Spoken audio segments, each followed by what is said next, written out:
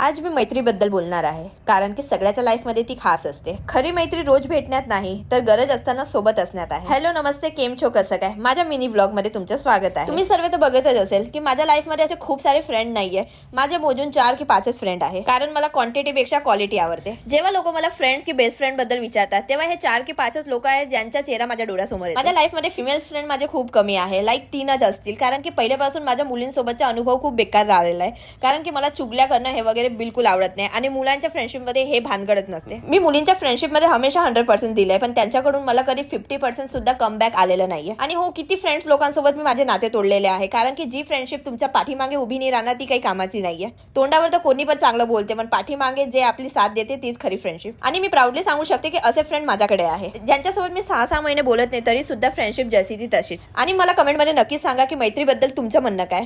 आजचा दिवस पण माझ्या ॲज युजल गेला आणि संध्याकाळी आम्ही विचार केला की मस्त कुरकुरीत कचोरी बनवूया. आजच्या कचोऱ्या पण खूप छान बनल्या होत्या, कारण की आज क्वालिटी होती, क्वांटिटी नाही. असा होता आजचा माझा दिवस. भेटूया उद्या.